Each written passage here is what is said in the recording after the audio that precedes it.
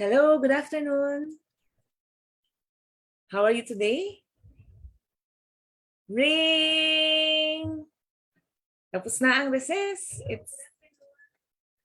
It's time to start the class. Okay, so if yes, if ready na ba kayong magklase ngayon? If yes, type ready in the chat box. Okay, so last week, if you could remember, we talked about recession, di ba? So we made a joke na recess time. So now it's class time. Okay, so today we will talk about how to choose the right investments for you. What makes this video special? We will discover what is risk appetite, know your risk appetite, and how to read and understand fund fact sheets, and 3 attitudes you need to have so that you will have this confidence to start investing. My name is Sheila Ong, and I'm here to help business owners fully understand the investment options that we have right now in the market so that we can maximize your income and sustain business growth. Thank you. Okay, so a few weeks ago, I have a friend, no, a fresh graduate student. She's already working for a year, no, and she told me that she's really overwhelmed on the funds that we have, no, yung mga availability funds that we have out there, and asking me how to choose in the right investment. Okay, so yun, kung titingnan natin, no, ang daming options when you go to the banks, you go to investment companies, insurance companies, sobrang daming offering. And sa isang company, ang dami rin fund na options. So so nakakalito siya, no? And especially yung mga natin, jargons, no, yung mga terms na ginagamit natin, very very deep, malalim siya. Okay. Yan. So she told me, no, even if she watched YouTube video lessons about this investment basic 101, ganyan, hindi rin masyado clear. Okay. So now, for today's session, no, we will break it down for you. Okay, interesting ba? So type interesting in the chat box. So inviting those people na who will watch this on replay, feel free to type it. Feel free to answer, to give feedback. Okay, we will really appreciate that. So now we will have 3 tips, no? I'll share with you 3 tips on how to choose the right investments for you. Okay, so before we really do the investing, no, the tip number 1 is you know your risk appetite. Ano ba ang understanding mo sa risk appetite? Feel free to type in the chat box.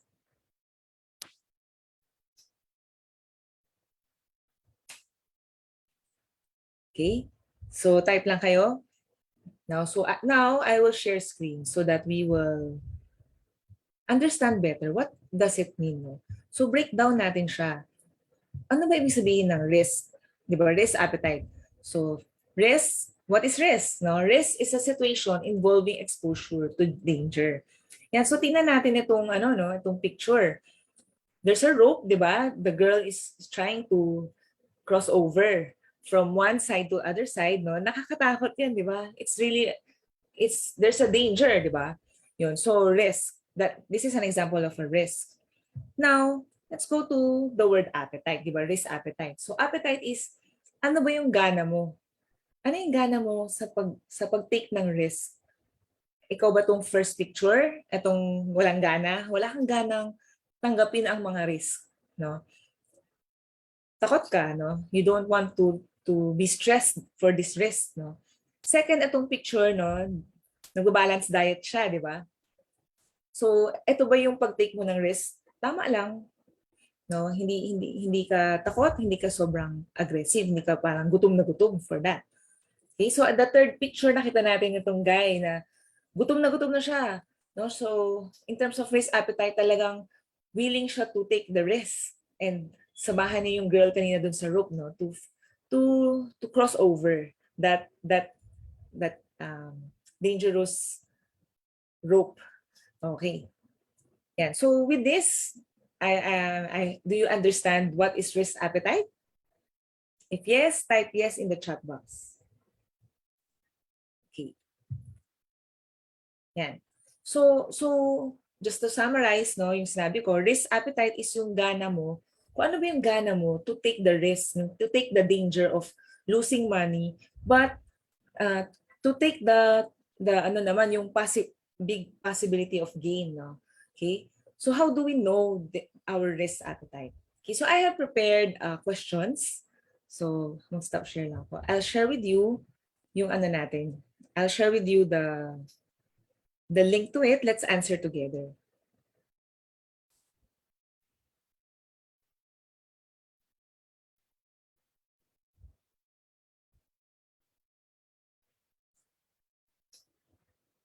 Yan. So I put it in the chat box right now, the Google form. So there are questions. But I will also share it here so that we can discuss it together. Okay, so feel free to answer. Start with your contact information so that I'll get to know you. Okay. So diretso tayo dun sa questions.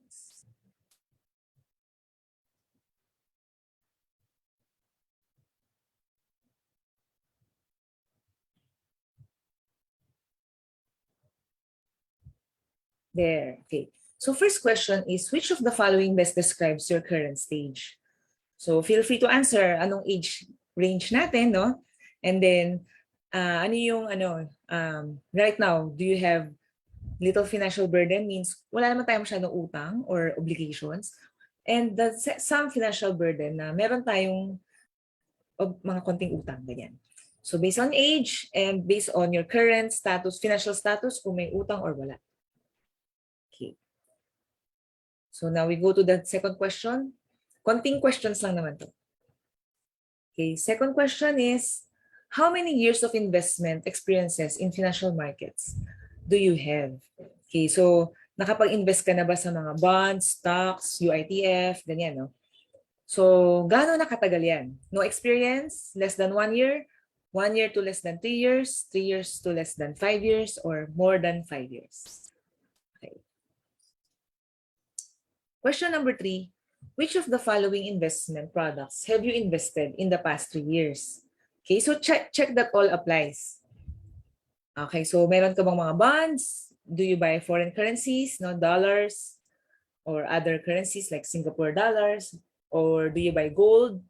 Do you have balance funds? Do you have stocks, equity funds, no? Do you have high yield bond funds, hedge funds? Okay, or wala? Okay lang yan. Just answer.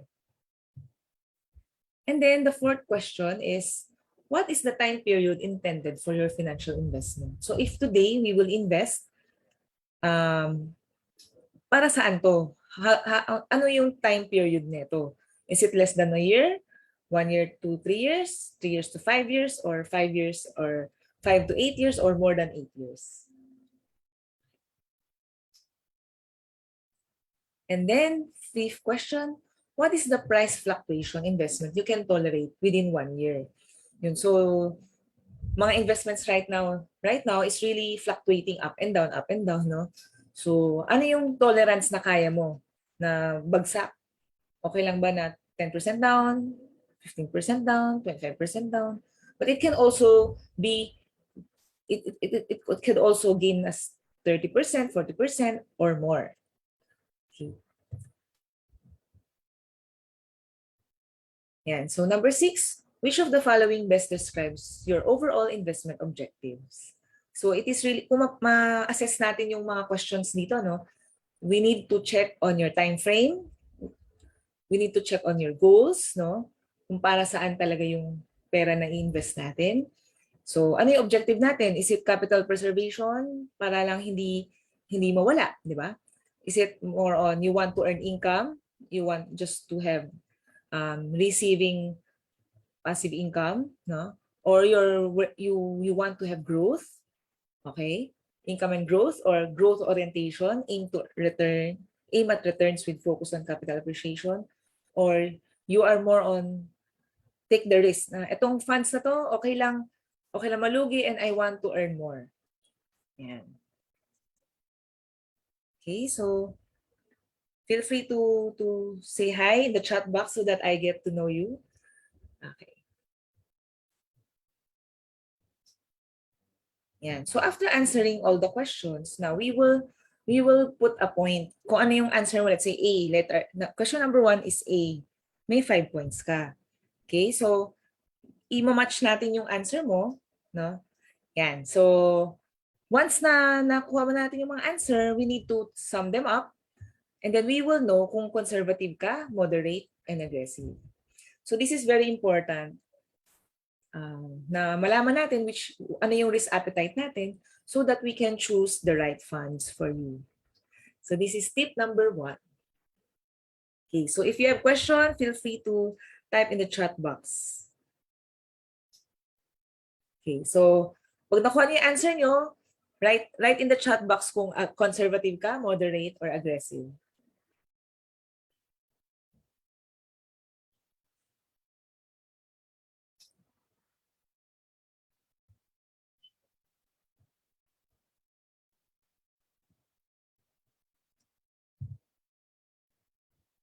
Yan. Okay. So now we go to tip number 2. Tip number 2 is learning how to read fund fact sheet so that you know kung saan naka-invest talaga yung funds, no? Okay, so I'm going to share screen again. Yan. So since I'm a Manulife wealth specialist, I will be using the example of Manulife funds. I hope okay lang sa inyo. Yeah, feel free. Just type in the chat box. It's okay. Yeah. Yeah, okay lang ba? Yan, wag mahiya. You just say, okay. Okay. Yan. So I'm now here in Manulife website. So manulifeim.com.ph. So IM means investment management. Okay. So we just click this, our funds, and we go inside fund prices. And then we just choose one fund. Okay. So I want to choose the healthcare fund of Manulife. Since recently we just had a market update and this was the recommendation of our fund managers. Okay. So sinasabi nila doon, no, so since the market is really up and down lately, no, we need to focus on long-term goals. Focus on long-term and we choose funds na mas stable. So this fund, Global Healthcare Equity Fund, actually is the second top highest performer last year in the Manulife funds, no. Nag-earn siya ng 19%. So now if you click this we can see the fund performance. You click this nav history. So you click the since launch. Ayan. Ito yung movement ng fund natin. So, nag-start tayo at 48 pesos last January 18, 2021. Ayan. So, bumaba siya, akyat up and down, but long term from the day na nag-start, no, 48 pesos and today it's at 55 pesos na siya. It gained 14%. So from January last year to today, so isipin natin, it's around 17 months, you earn 14%. Yan. So ngayon, siguro you're wondering, saan ba naka-invest yan? Ano? You click the fund documents and click this key information and investment disclosure statement. So this is called fund fact sheet. So if you're investing in funds, no, look for this document and then makikita natin yung breakdown niya. So very important, first thing to check is the as of April 30, 2022. Ito, para alam natin kung kailan siya nagawa. So is this the latest fund fact sheet? So for this one, yes, this is the latest. And then we will see here, classification, anong fund ba to? Is it a bond fund, balance fund, equity fund? So from the risk appetite na nakita natin, kung you are an aggressive investor, yes, this fund is for you. Yan. So makikita natin yung history, when kailan nag-start, how much is the minimum investment, no? If you want to do additional investment, 5,000, yan. And then net asset value per unit at that time, no, April 30, which is 55.55.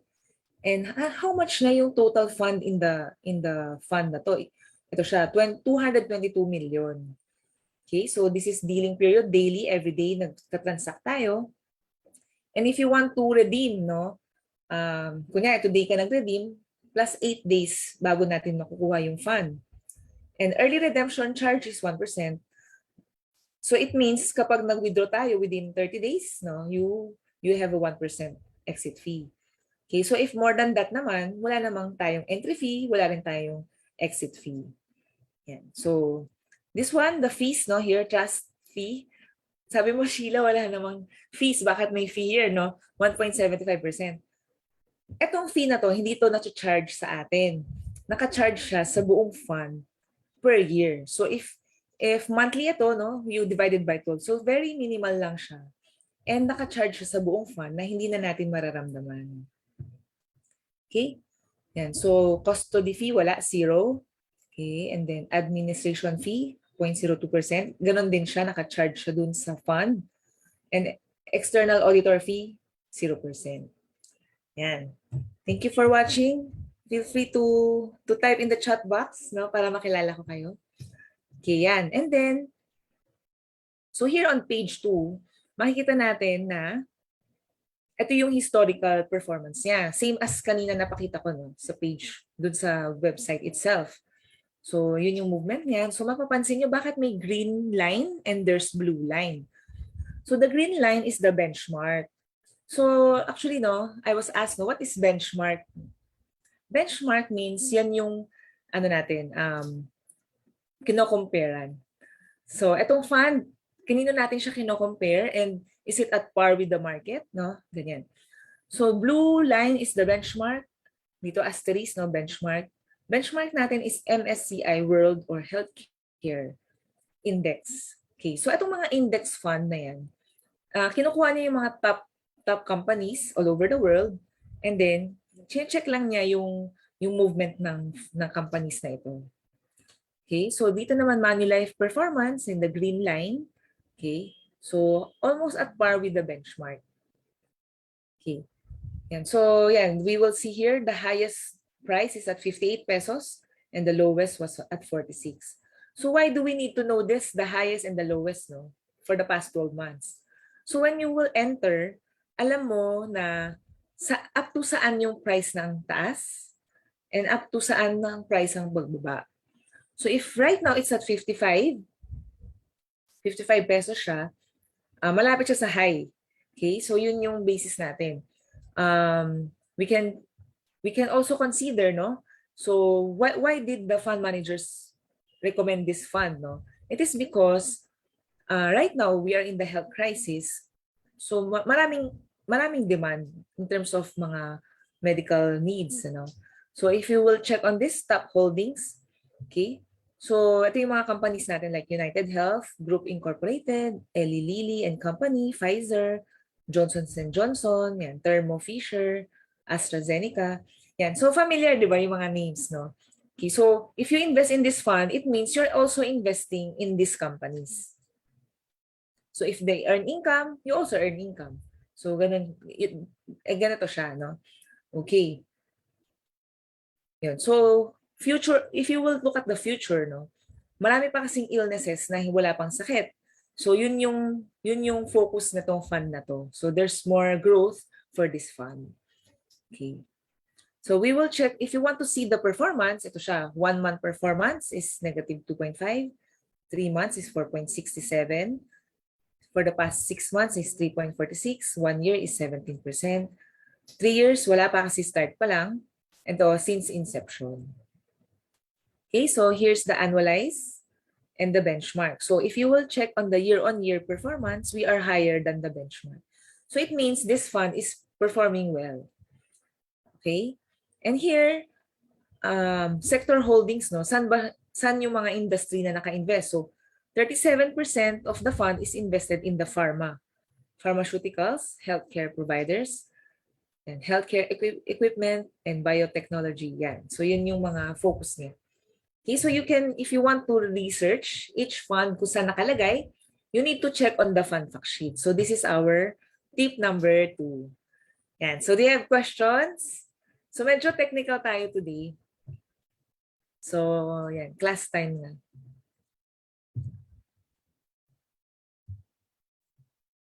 Okay.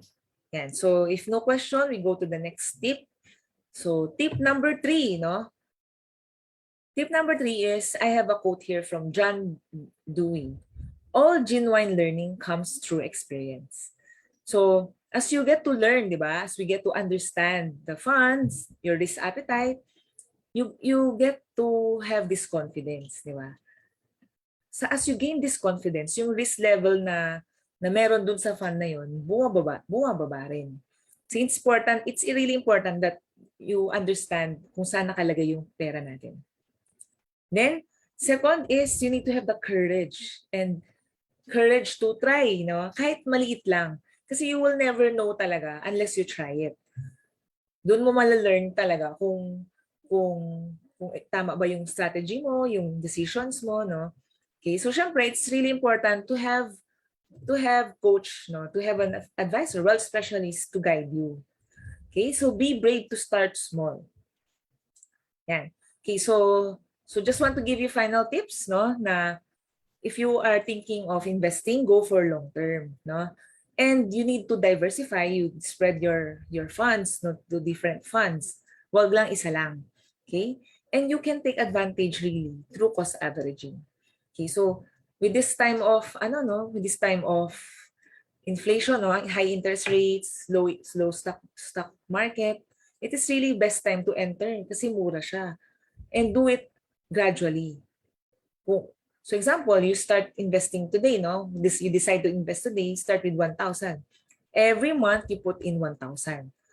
So that whenever bumababa yung funds, napapamura tayo, you get to have more units. Okay, so you don't need to, with this strategy, you don't need to, to think, you don't need to think or monitor the funds. You don't need to check every time. Just keep on putting in money, investing, and magugulat na lang tayo. After 5 years, after 8 years, after 10 years, ang laki na ng funds natin. Okay. Yan.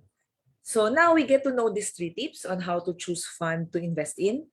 Now you get to know what is risk appetite, know your risk appetite. No, so for those who are watching, no, nilagay ko dyan yung Google Sheet, yung link for you to check on your risk appetite. Okay, so second is we were able to understand and read the fund fact sheet so you know the breakdown kung saan naka-invest yung mga funds natin. And third, now you know the right mindset on investing. Okay, so sa tingin nyo, you're ready na ba? Do you have this confidence? If yes, type in the chat box, I'm ready.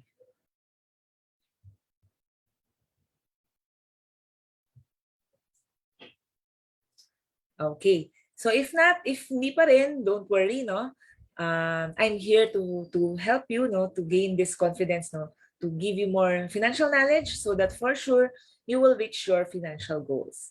Okay, so now if you want to have a one-on-one coaching, maybe nahiya kayo, no? You are shy to ask questions. We can do it privately, no? You can PM me, you can also book an appointment with me. I'll give you the link for my calendar.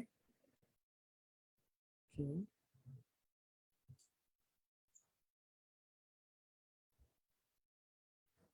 And so here's the link. You just choose the best time for you.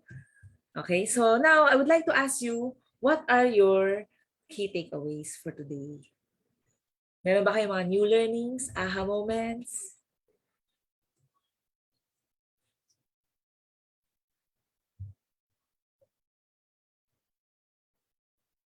Okay, just feel free to type in the chat box. Okay, so next week we will talk about how to have buffer funds, no, just in case a relative or a family member needs financial help. Okay, so interested ba kayo with this topic? No? Okay, see you on Friday again at 5 p.m. and feel free to share this opportunity of of learnings, no, financial learnings. Share nyo to sa inyong mga friends and family members, no? And you can also share in your FB profile. Okay? So this ends our FB Live today. Thank you so much for watching and see you again next week. Bye.